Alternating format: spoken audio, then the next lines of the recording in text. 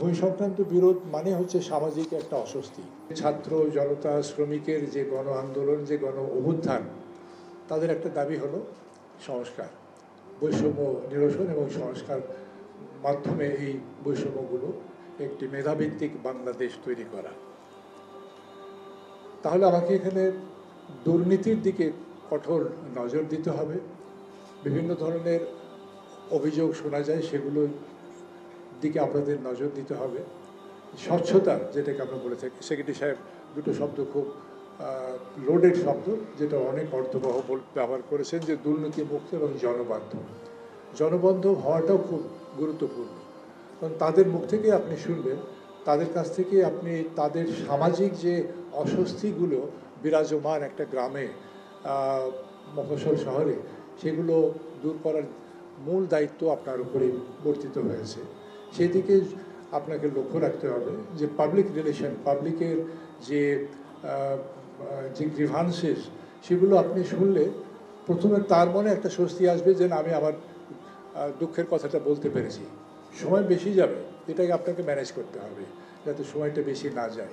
এটা আপনার public relation বা পাবলিক ম্যানেজমেন্টের দক্ষতার উপরে সেটা নির্ভর করবে। তাহলে আমরা যদি একেবারে গোড়াতেই চলে আসি, যে আপনার একটা প্রাথমিক দায়িত্ব হয় যে বিরোধ নিষ্পত্তি, সেই মিউটেশন থেকে আরম্ভ করে একেবারে আপনার ল্যান্ড অ্যাপিল বোর্ড পর্যন্ত যেটা ট্রাভেল করে। তো এই বিরোধ নিষ্পত্তির ক্ষেত্রে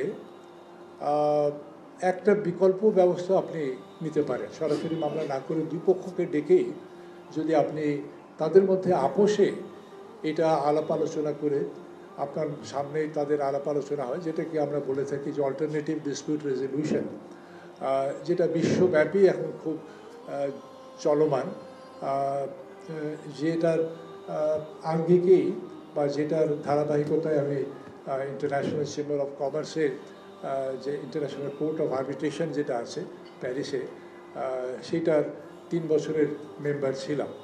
পরবর্তীতে আমি সময় দিতে না পারার কারণে ছেড়ে দিই। এটা এখন চলমান নেই, 3 বছর আমার জুন মাসে শেষ হয়ে গেছে।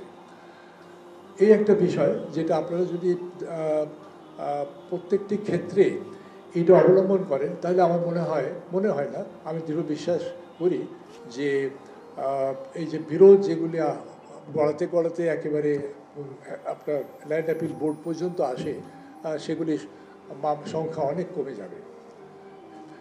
এরপরে আসি আমরা যে আপনাদের ম্যানেজমেন্ট সিস্টেমে আপনাদের যে দক্ষতা, সেটা আমরা দেখলাম যে মডুল এখানে অত্যন্ত সুষ্ঠুভাবে খুব কেয়ারফুলি বিভিন্ন বিষয়গুলো এখানে আনা হয়েছে। তার মধ্যে একটা বিষয় যেখানে উৎপত্তি হয় মিউটেশনের ক্ষেত্রে, সেই জায়গাটা আপনারা একটু সচেতন হবেন যে মিউটেশনের জায়গায় যাতে স্বচ্ছভাবে মিউটেশনটা হয়। আমরা জানি যে আমাদের গ্রামীণ পরিবেশ কীরকম, সামাজিক পরিবেশ কীরকম, সেটাকে মাথায় রেখে গোড়াতেই যদি আমরা এই বিষয়টার দিকে নজর দিই এবং এখানে স্বচ্ছতার সঙ্গে এই বিষয়গুলো নিষ্পত্তি করি, আমার বিশ্বাস যে তাহলে মামলার জট থেকে ভূমি সংক্রান্ত বিরোধগুলো দূর হবে।